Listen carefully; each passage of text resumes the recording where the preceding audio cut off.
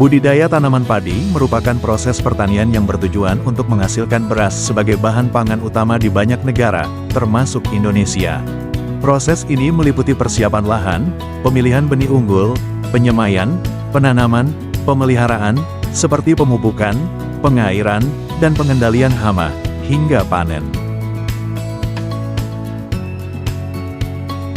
Itu penebaran dolomit per 1000 meter 1 sampai 2 kintal. Dalam tahapan persiapan lahan, pertama, dilakukan penebaran dolomit sebanyak 1 sampai 2 kuintal per 1000 meter persegi untuk menetralkan keasaman tanah dan memperbaiki struktur tanah. Selanjutnya, penyebaran dekomposer menjadi langkah krusial untuk mempercepat proses pelapukan bahan organik. Jika tidak dilakukan, lahan perlu diberaukan terlebih dahulu agar proses dekomposisi dapat terjadi secara alami.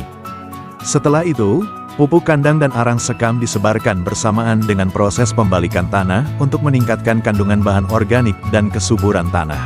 Proses selanjutnya yaitu pembalikan lahan, penghancuran menggunakan garu, penggamparan untuk meratakan permukaan, serta penghalusan tanah guna menciptakan media tanam yang gembur dan siap digunakan. Pembibitan dilakukan dengan menjaga bakal embrio tetap utuh. Metodenya bisa kering seperti karpet, maksimal 20 hari ataupun metode basah. Namun metode basah lebih rentan menyebabkan stres pada benih.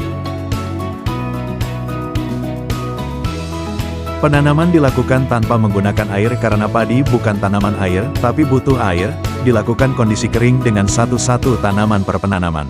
Kondisi bibit harus memiliki bakal embrio yang tidak lepas, untuk cadangan makanan selama 2 minggu. Bibit dapat ditanam kurang dari 20 hari, dan yang optimal di 14-15 hari. Setelah pindah tanam, tanaman memasuki fase vegetatif dan diberi pupuk lanjutan seperti POC atau pupuk vegetatif selama tanda kurang lebih 35 hari untuk mendukung pertumbuhan awal.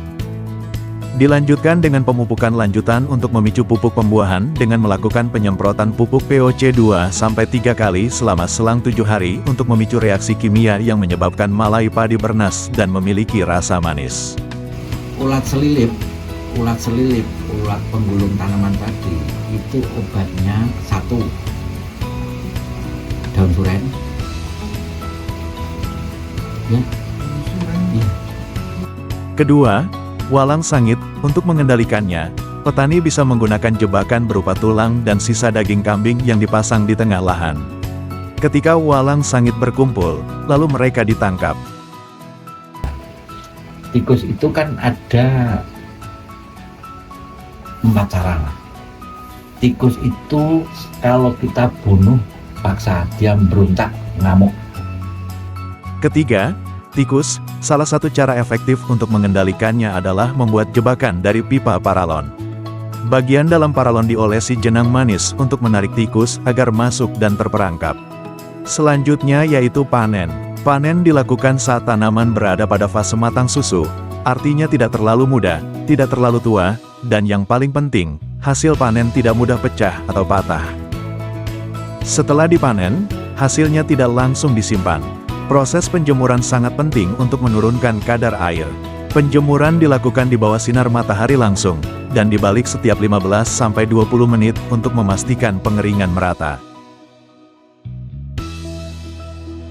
Sebagai bagian dari pertanian ramah lingkungan, beberapa strategi alami diterapkan untuk menjaga ekosistem tetap seimbang. Eceng gondok diletakkan di setiap pintu masuk air sebagai filter alami, membantu menyaring limbah dan menjaga kejernihan air. Di sekitar lahan, ditanam bunga refugia yang berfungsi sebagai pemikat serangga menguntungkan, mendukung pengendalian hama secara hayati. Tak hanya itu, kehadiran burung hantu dimanfaatkan sebagai musuh alami tikus, membantu mengendalikan populasi hama tanpa bahan kimia.